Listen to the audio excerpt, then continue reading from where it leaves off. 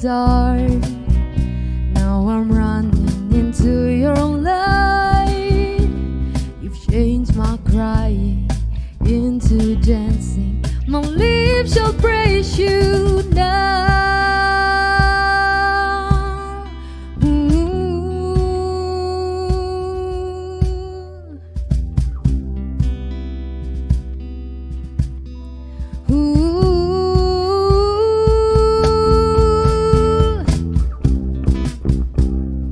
Nothing's gonna stop us now. Nothing's gonna stop us now from praising, praising, from praising you. Nothing's gonna stop us now. Nothing's gonna stop us now from praising, praising, from praising you.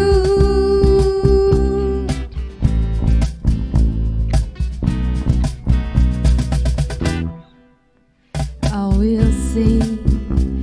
will sing of your love for me. In my life, you're my everything. Chains are broken, my eyes are open. You're my freedom now. You have got me up from the dark. Now I'm running into your light. You've changed my crying into dancing. My lips shall praise you now.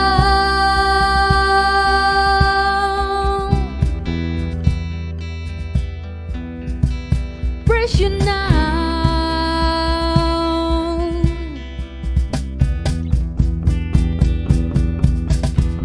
Come on. Nothing's gonna stop us now. Nothing's gonna stop us now from praising, praising, from praising you. Nothing's gonna stop us now. Nothing's gonna stop us now from praising, praising, from praising you.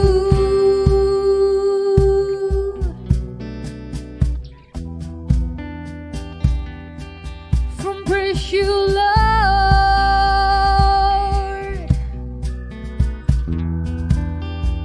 Come on, sing it out. I'll praise you, I'll praise you, I'll praise you, hey. I'll praise you, I'll praise you, I'll praise you. Oh, nothing's gonna stop us now.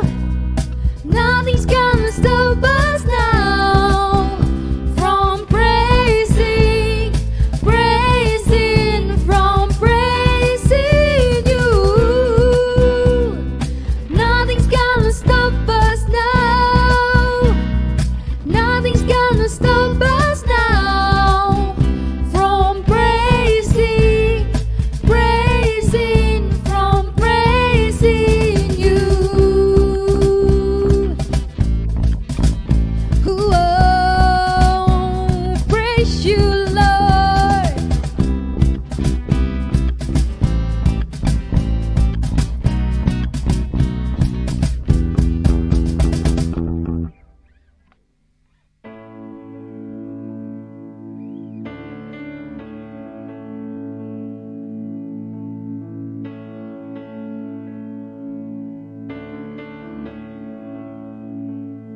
I love you, Lord,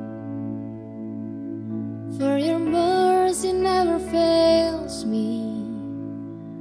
All my days I've been held in your hands. From the moment that I wake up until I lay my head, oh, I will sing of the goodness of God.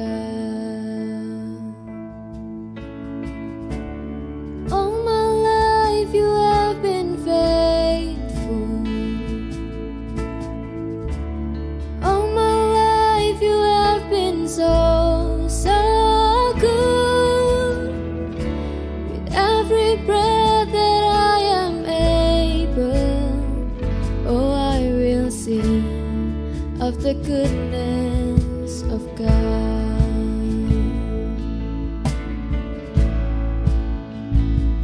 I love your voice. You have led me through the fire in the darkest night. You are close like no other. I've known you as a father, I've known you as a friend, and I have lived in the goodness of God. All my life you have been faithful, and all my life you have been so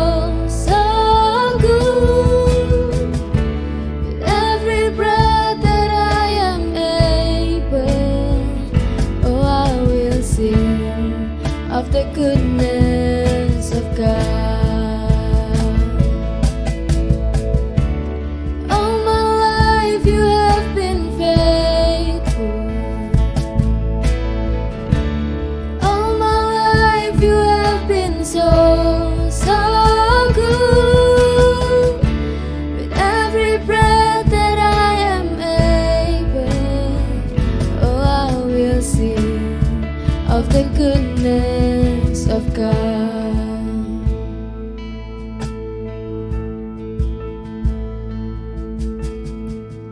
Your goodness is running after, it's running after me. Your goodness is running after, it's running after me. With my life laid down, I'm surrendered now. I give you everything. Your goodness is running after, it's running after me. Your goodness is running after, it's running after me. Your goodness is running after, it's running after me. With my life laid down, I'm surrendered now. I give you everything. Your goodness is running after, it's running after me. Your goodness is running after, it's running after me. Your goodness is running after, it's running after me. With my life laid down, I'm surrendered now. I give you everything.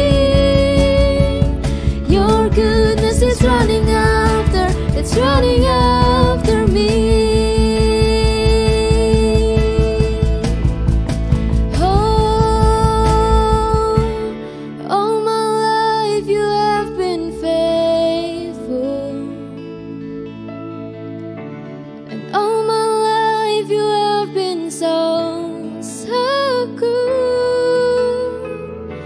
With every breath that I am able, oh, I will sing of the goodness of God. Oh, I will sing of the goodness of God. Oh, I will sing of the goodness of God.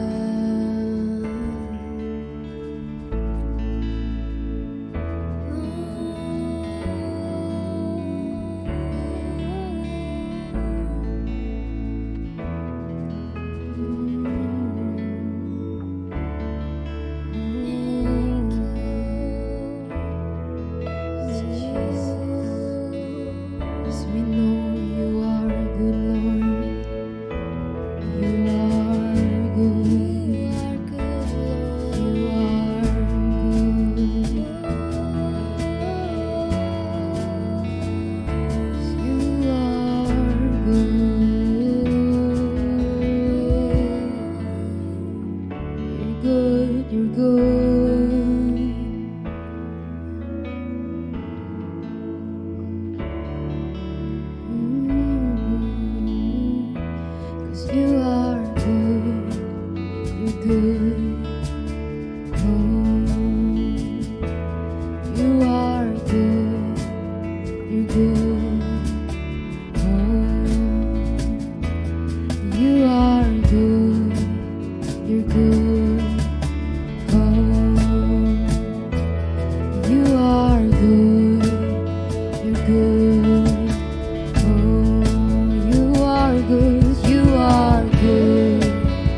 good. Oh, you are good. You're good. Oh, you are good. You're good. Oh, you are good. You're good. Oh, and you're never gonna let me down. And you're never gonna let me down. And you're never gonna let me down. And you're never gonna let me down. You're never gonna let me down. You're never gonna let me down. And you're never gonna let me down. 'Cause you are good. You're good. Oh, 'cause you are good. You're good.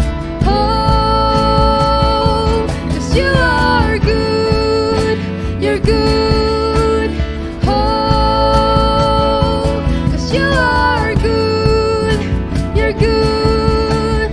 Oh.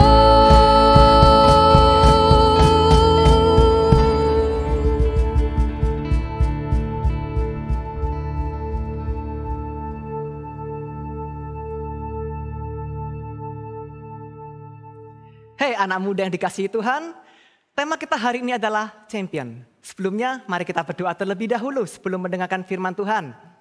Mengucap syukur Bapa di sorga, kami percaya Tuhan pekerjaan tangan-Mu itu selalu dahsyat dalam kehidupan kami Tuhan. Sebentar lagi kami akan mendengarkan firman-Mu, kami percaya Tuhan Yesus Engkau di tengah-tengah kami, Engkau menuntun hati kami, dan kami percaya nama Tuhan semakin dipermuliakan dalam kehidupan kami. Terima kasih Bapa, kami siap mendengarkan firman-Mu. Dalam nama Tuhan Yesus Kristus, kami berdoa, kami mengucap syukur. Amin. Oke, tema kita hari ini adalah champion. Tentang seorang pemenang, tentang seorang juara. Sebelumnya, saya ingin membuka hari ini itu dengan sebuah cerita. Suatu ketika, ada dua orang anak kecil. Kedua orang ini ada dua orang yang sangat bersahabat, sahabatnya sangat erat. Yang satu bernama Petrus. Sedangkan yang satunya lagi itu bernama Petrus. Dua orang ini bersahabat sangat dekat. Bahkan mereka ngapa-ngapain ini seolah-olah maunya kembaran semua. Bajunya kembaran, sepatunya juga kembaran, apa-apa maunya kembar. Bahkan saking dekatnya, saat satu orang itu menginap di tempat yang satunya lagi, mereka tuh maunya semuanya sharing. Piringnya makannya juga bersama, gelasnya dipakai bareng. Bahkan kadang-kadang seringkali mereka satu sikat gigi juga dipakai bareng. Nah, suatu ketika, mereka ini kepingin makan pentol goreng ceritanya. Nah mereka mencari-cari, searching-searching, ketemu. Oh ada tempat A, ayo kita makan di sini yuk. Nah di hari yang dijanjikan, mereka bertemu di tempat tersebut. Nah mereka ketemu, tapi si Petrus dan si Petrus ini waktu mereka ketemu, mereka ini memiliki dua suasana hati yang berbeda saat itu. Si Petrus terlihat bersemangat, dia terlihat bahagia, bersuka cita. Sementara si Petrus dia terlihat begitu sedih, letih, lesu, lunglai dan sebagainya. Otomatis si Petrus ini bertanya kepada si Petrus, "Truk, lu kenapa? Ini hari cerah kayak gini, lu kok pada sedih sih?" Kemudian si Petrus ini pun sambil menangis, dia bilang, papaku baru saja diturunin jabatannya. Bahkan gajinya diturunin 20%. Ini padahal yang salah itu rekan kerjanya, bukan papa. Nah, kemudian si Petrus pun mendengar ini, dia juga ikut sedih. Ya udah, dia ajak si Petrus untuk berdoa bersama. Ayo deh, kita doa bareng. Mereka doa bareng. Setelah berdoa, ditenangkan. Selesai. Kemudian si Petrus ini gantian bertanya ke si Petrus tadi. Terus, lah sedangkan lu kenapa hari ini kok terlihat bersemangat, terlihat justru malah bersuka cita. Ada hal baik apa memangnya yang menimpa lu? Gitu. Kemudian si Petrus ini bilang, gimana ya Truk ya, sebenarnya sih papa gue itu baru aja dipecat. Ya sebenarnya sih ini gara-garanya tuh ada anak bos yang merasa tersaingi gitulah di tempat kerja. Jadi dia bikin-bikin fitnah gitu supaya papa dipecat. Nah ceritanya sih gue ini lagi belajar untuk bersuka cita. Gue ini lagi belajar percaya sama Tuhan. Bahwa kalau ada satu pintu tertutup, ada pintu yang lebih baik yang dibukakan sama Tuhan. Kalau ada kerjaannya papa yang sekarang ini terlepas, gue percaya bahwa Tuhan sudah sediakan kerjaan yang lebih baik, kerjaan yang lebih dahsyat, kerjaan yang lebih memuliakan Tuhan. Nah seketika si Petrus ini terdiam. Suasana menjadi hening tiba-tiba. Kemudian ya mereka makan pentol lagi, tapi itu bukan urusan kita. Nah dari sini kita belajar bahwa sesungguhnya mental pemenang itu bukan dilihat dari besarnya masalah. Tetapi kita melihat dari besarnya Tuhan. Sekali lagi, bukan dilihat dari besarnya masalah. Tapi kita melihat bagaimana besarnya Tuhan. Seringkali juga ada anggapan orang-orang kalah itu sukanya cari-cari alasan terus. Kalau pemenang tuh gak cari-cari alasan. Menurut saya tidak begitu juga. Menurut saya orang kalah memang suka cari-cari alasan. Tetapi pemenang itu juga suka cari-cari alasan loh. Bedanya kalau orang yang kalah mereka cari alasan untuk berhenti. Mereka cari alasan untuk menyerah. Mereka cari alasan untuk stop. Tetapi pemenang mereka mencari alasan untuk terus maju. Mereka mencari alasan untuk terus going forward. Mereka tahu bahwa ada Tuhan di situ. Mereka tahu masih ada hope, masih ada harapan di sana. Kita akan menengok sedikit dari kisah Kaleb dan Yosua, 12 pengintai. Kita bisa lihat kisah lengkapnya di Bilangan 13. Singkat cerita, di situ kisahnya tentang 12 pengintai masing-masing dari 12 suku Israel dikirim untuk melihat negeri yang akan mereka masuki. Setelah hari ke-40, mereka kembali dan melaporkan apa yang mereka lihat. Menariknya, waktu mereka berangkat, mereka sebagai satu kesatuan. Tapi begitu mereka pulang, mereka terpecah menjadi dua. Yang satu kelompok dengan mental yang kalah, yang satu kelompok dengan mental pemenang. Yang kalah ini cari-cari alasan. Kita lihat di dalam 13 ayat 31. Di situ tertulis, mereka mulai cari-cari alasan. Kita tidak sanggup melawan bangsa itu. Mereka lebih kuat daripada kita. Masih belum cukup, ada alasan yang kedua, ayat yang ke-32 tertulis. Negeri itu memakan penduduknya. Semua yang di sana itu bertubuh besar. Masih belum cukup lagi, di ayat selanjutnya tertulis. Kita ini kelihatan seperti belalang. Mereka juga melihat kita itu seperti belalang. Nah akhirnya apa yang terjadi? Kita lihat di pasal 14, ayat yang ketiga. Apa yang terjadi? Mereka semua bilang, tidakkah lebih baik bagi kami untuk kembali ke Mesir. Di ayat 4, ya sudah ayo mari kita tunjuk seorang pemimpin. Untuk apa? Untuk kembali ke Mesir. Lihatlah, mereka punya alasan untuk mundur. Mereka punya alasan untuk berhenti. Tetapi kita lihat pemenang. Kita lihat di ayat 7 kemudian. Apa yang tertulis di ayat 7? Dikatakan negeri itu luar biasa baiknya. Kemudian di ayat selanjutnya, jika Yahweh berkenan, dia pasti akan membawa kita masuk ke negeri itu dan memberikannya kepada kita. Di ayat selanjutnya, mereka punya alasan lagi untuk maju. Apa yang dikatakan? Pelindung mereka itu sudah meninggalkan mereka. Tetapi Yahweh itu beserta kita. Nah kita lihat perbedaannya. Di saat yang satu berkata, kita tidak sanggup melawan bangsa itu. Mereka lebih kuat. Benar? Benar. Itu tidak mengada-ngada, itu bukan halu. Memang benar alasan itu.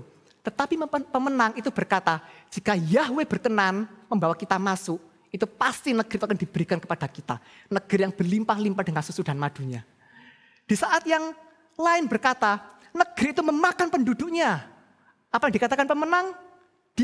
Mereka berkata, negeri itu luar biasa baiknya. Di saat yang lain berkata, mereka itu bertubuh besar. Kita ini sampai kelihatan seperti belalang. Apa yang dikatakan pemenang? Mereka itu sudah nggak punya pelindung. Pelindung mereka sudah meninggalkan mereka. Tetapi Yahweh pelindung kita itu menyertai kita. Luar biasa bagaimana kita melihat perbedaan antara yang kalah dengan yang menang. Padahal apa yang mereka lihat itu sama persis. Tapi yang satu melihat kekhawatiran, yang satu melihat besarnya masalah. Tetapi Kaleb, Yosua, sang pemenang ini, mereka melihat betapa besarnya Tuhan mereka. Kita akan belajar sedikit juga dari kisah wanita Sunem. Di dalam 2 Raja-Raja pasal 4 kita bisa melihat kisahnya di sana tentang wanita Sunem.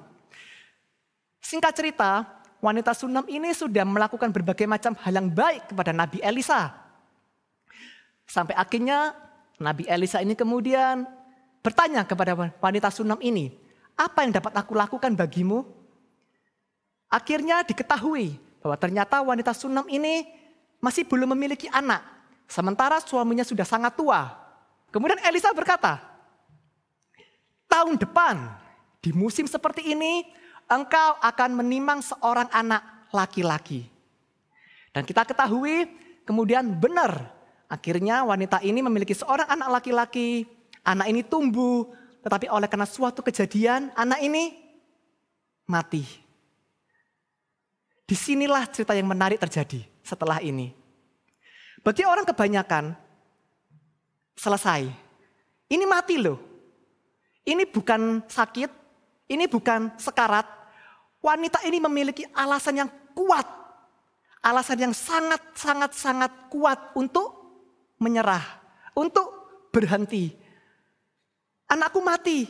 Ya sudah, aku bisa apa lagi? Sudah gak ada lagi yang bisa aku usahakan. Selesai.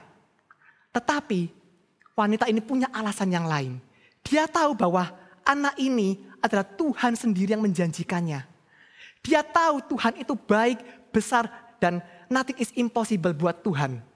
Maka apa yang dilakukan dia mencari Elisa.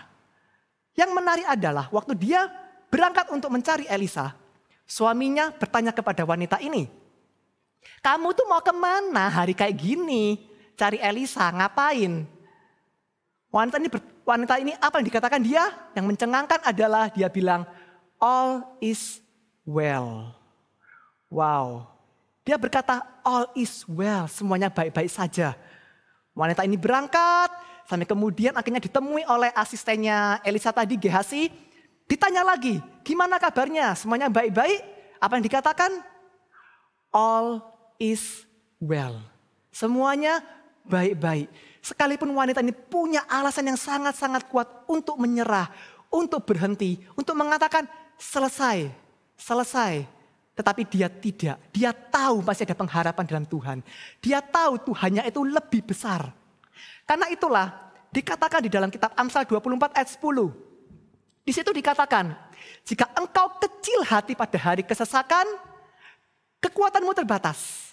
Itu berarti saat kita berfokus pada kekhawatiran, kita berfokus pada ketakutan, pada hal-hal yang negatif, kekuatan kita menjadi terbatas. Tetapi dikatakan juga di Filipi 4 ayat 13. Tertulis di situ, aku dapat melakukan segala perkara di dalam Kristus yang memberi kekuatan kepadaku. Ini berarti saat kita meninggalkan alasan-alasan tadi yang membuat khawatir, takut, dan hal sebagainya. Tetapi kita fokus kepada Kristus. Kekuatan kita itu sudah bukan lagi tergantung kepada kekuatan kita yang terbatas tadi. Tetapi kepada Tuhan. Karena Tuhan yang memberi kekuatan kepadaku. Nah, itulah kenapa kita perlu untuk berfokus pada Tuhan, kepada janji Tuhan. Dan itulah yang dimiliki oleh seorang pemenang. Itulah yang membedakan seorang pemenang dengan yang lainnya. Karena dia tahu, biarpun aku memiliki alasan yang sangat kuat untuk berhenti. Aku memiliki alasan yang sangat kuat untuk menyerah. Tetapi jika Tuhan tidak ingin aku berhenti, aku tahu di situ ada kekuatan, di situ ada harapan, di situ ada hal-hal yang Tuhan ingin tunjukkan terobosan dalam hidupku. Itu hal yang luar biasa.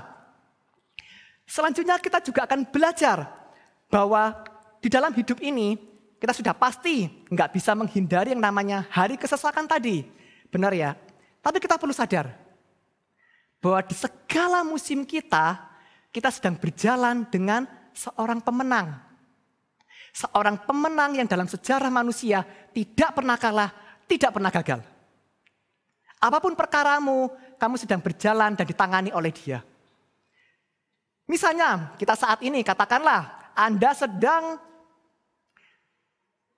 berhadapan dengan kasus hukum gitu ya. Kasus hukum yang sangat besar gitu. Apa ya?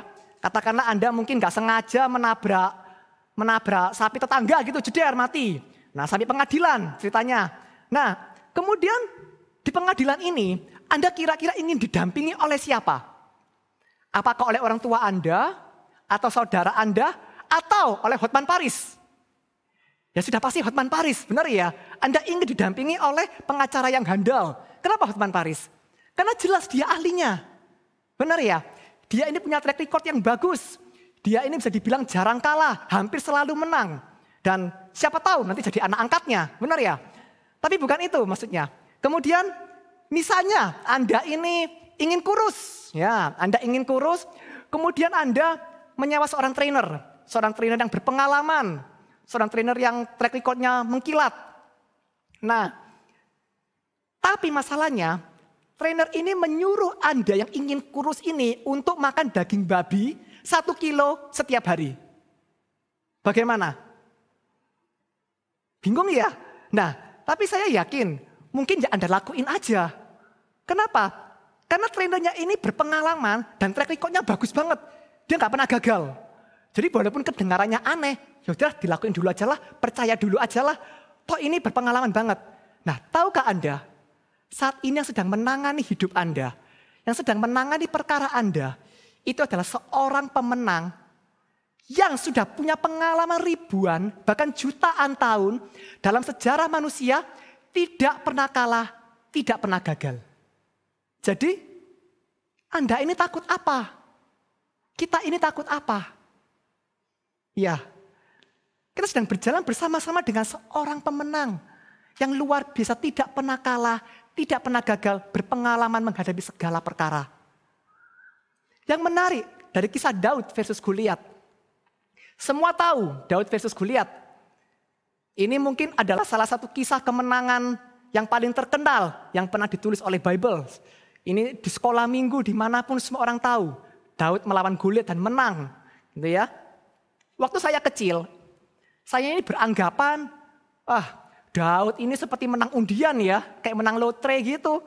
Dia ini nggak terkenal sama sekali, orang sama sekali nggak tahu baunya Daud ini seperti apa. Udah nggak ada apa-apanya sama sekali, nggak pernah kedengeran tentang Daud. Siapa ini Daud?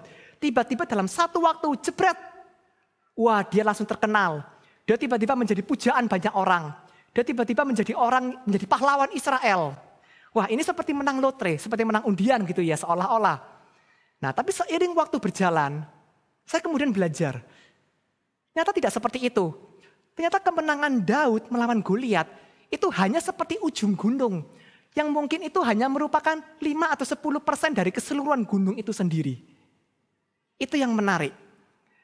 Kita bisa lihat di dalam kitab 1 Samuel 17 ayat yang ke-34. Di situ ada tertulis waktu Daud masih menjadi seorang gembala. Apa yang dikatakan di situ? Dikatakan, jika ada singa atau beruang datang merampas domba dari kawanan, dikatakan apa dia selanjutnya? Aku akan mengejar, aku akan memukul dan melepaskan dari cengkeraman mulutnya. Jika singa atau beruang itu melawan, aku akan menangkap janggutnya, memukulnya, membunuhnya. Dia selanjutnya lagi tertulis apa? Hambamu ini telah membunuh baik singa maupun beruang. Ternyata bahkan jauh sebelum Daud itu melawan Goliat, Tuhan itu sudah mempersiapkan Daud terlebih dahulu. Melawan singa, melawan beruang. Melawan singa yang mungkin lebih buas daripada Goliat. Ya, melawan beruang yang mungkin lebih kuat daripada Goliat. Bahkan mungkin waktu itu Daud melawan mungkin bukan cuma 1 singa. Mungkin bahkan 2 atau 3 singa sekaligus. Tapi kan kita tidak tahu. Mungkin kalau Bible merinci kisah ini, mungkin jangan-jangan kisah ini akan terasa lebih heroik, terasa lebih dahsyat dibanding waktu melawan Goliat. Tapi ternyata kan tidak seperti itu. Ternyata jauh sebelum Daud melawan Goliat, sebelum dia menjadi pahlawan Israel, Tuhan sudah mempersiapkan dia terlebih dahulu. Nah, saya tidak tahu saat ini apa yang sedang kita alami. Mungkin saat ini Anda sedang mengalami kesukaran-kesukaran. Saya mungkin sedang mengalami kesukaran-kesukaran.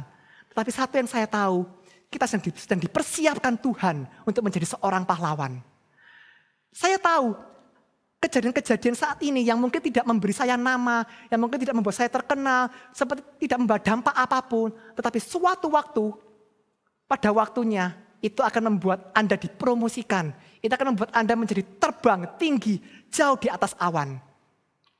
Saya mau bertanya lagi, pada waktu Daud melawan singa dan beruang, apakah dia tahu dia akan melawan Goliat di masa depan? Saya yakin tidak. Tapi Tuhan tahu.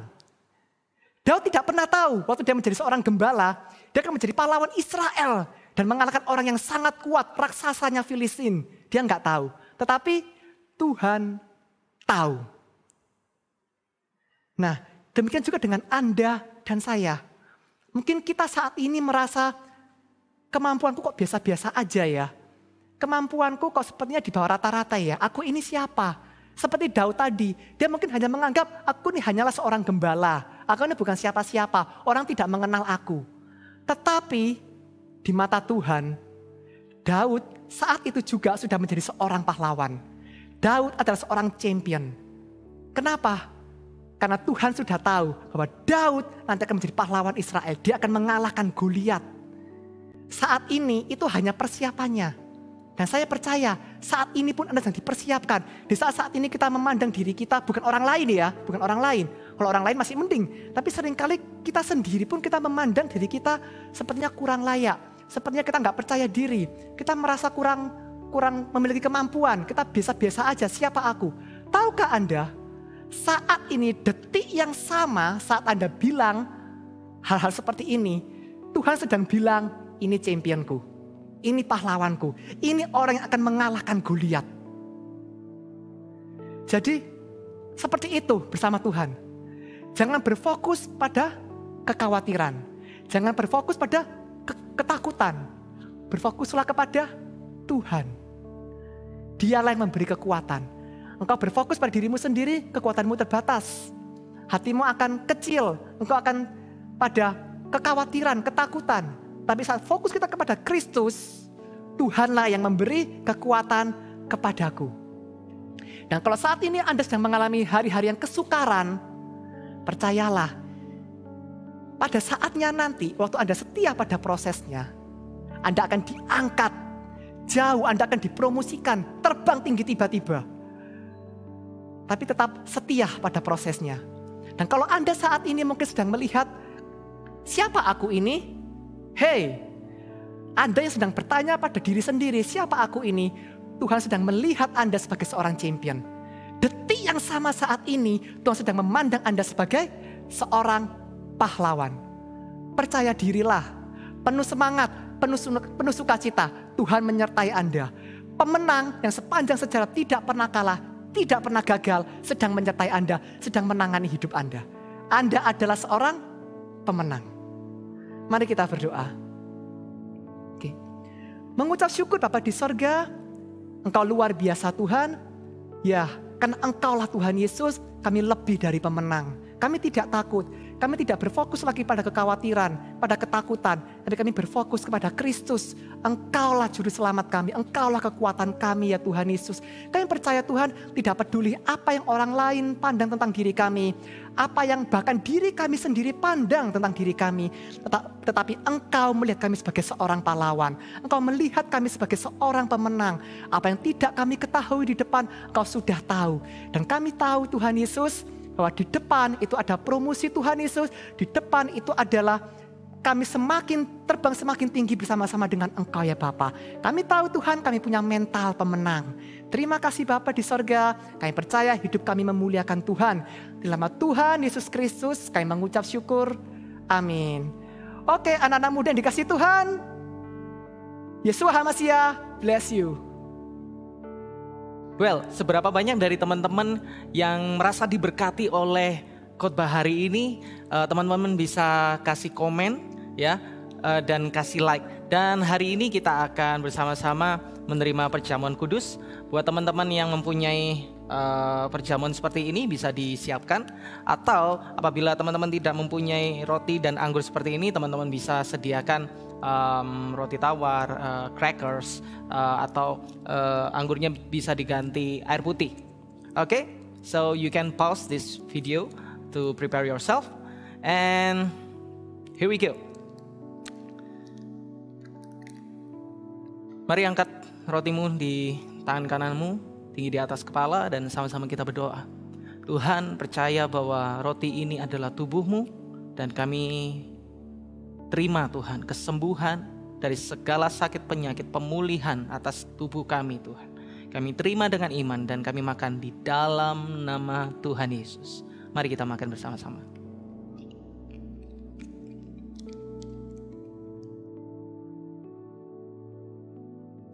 Inilah anggur yang telah dicurahkan sebagai darah-Mu yang tercurah atas tubuh kami, atas kehidupan kami. Dosa kami telah dihapuskan, pelanggaran kami telah dihapuskan sekali untuk selama-lamanya. Kami terima darah-Mu ini, kami minum di dalam nama Tuhan Yesus. Mari kita minum sama-sama.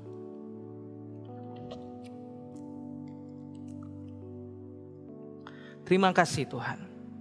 Kami percaya Tuhan bahwa tubuh dan darah-Mu ini, DNA-Mu Tuhan mengalir di dalam kehidupan kami. Hidup kami aman di dalam-Mu.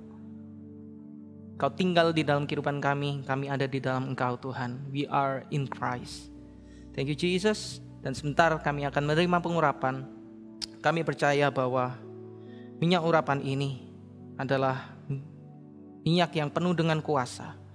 Bukan karena minyaknya, tapi karena kuasa-Mu Tuhan ada di dalam kehidupan kami. Buat teman-teman yang mempersiapkan minyak urapan, teman-teman bisa mempersiapkan minyak apapun yang ada di rumah saudara. Mari kita ambil sama-sama.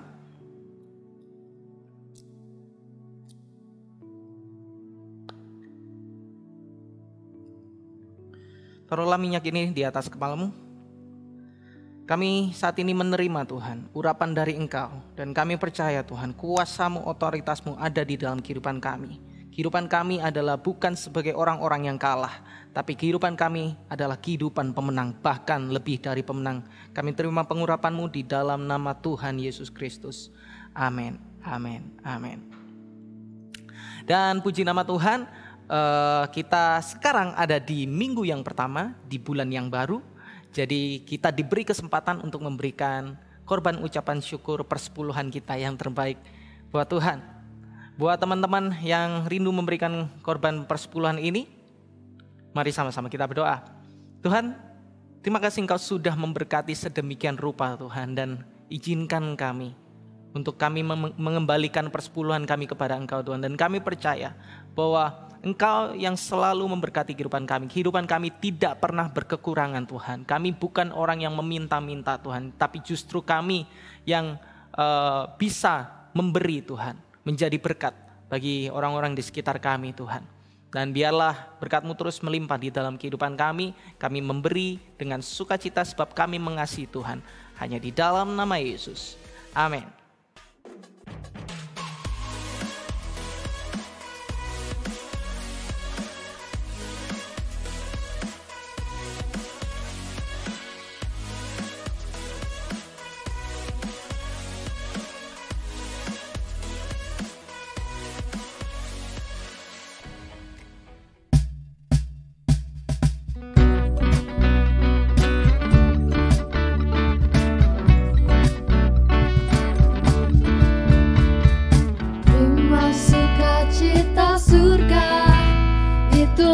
Kekuatan bagi jiwa, ku dapat saksikan kuasa-Nya, taklukkan badai yang bergelora.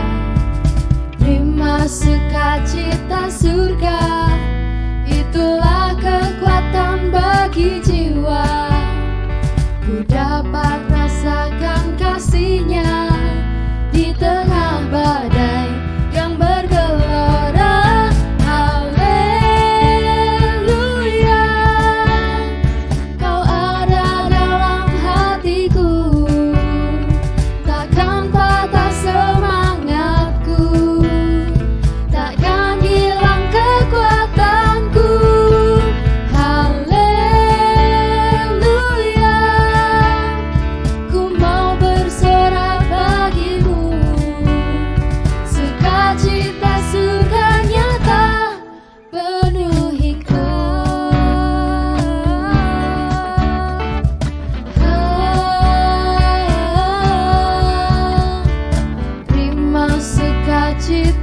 surga, itulah kekuatan bagi jiwa. Ku dapat saksikan kuasanya, taklukkan badai yang bergelora. Terima sukacita surga, itulah kekuatan bagi jiwa. Ku dapat rasakan kasih-Nya di tengah badai yang bergelora. Haleluya, Kau ada dalam hatiku, takkan patah semangatku, takkan hilang kekuatanku. Haleluya,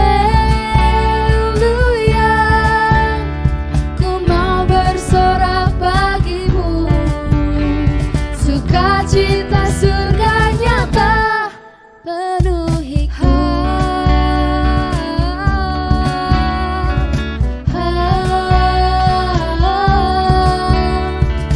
Terima sukacita, terima sukacita. Haleluya, Kau ada dalam hatiku, takkan patah semangatku, takkan hilang kekuatanku. Haleluya, ku mau bersorak bagimu, sukacita surga nyata penuhiku. Terima sukacita, terima sukacita, terima sukacita. Yes, buat kalian yang merasa diberkati oleh keseluruhan ibadah ini, jangan berdiam diri saja, tapi share ke teman-teman kalian, ke sosial media kalian, supaya orang lain bisa merasakan berkat yang luar biasa. Dan saat ini, mari sama-sama kita akhiri ibadah online ini, kita angkat tangan kita menerima berkat yang luar biasa. Dan kami percaya Tuhan, kami sudah menerima berkat yang luar biasa dari Bapa kami Yahweh. Anugerah Tuhan Yesus Kristus, penyertaan Roh Kudus mulai dari selama-lamanya sampai selama-lamanya, hanya di dalam nama Tuhan Yesus. Umat pemenang, anak-anak pemenang yang dikasihi Tuhan, sama-sama kita katakan amin. God bless you.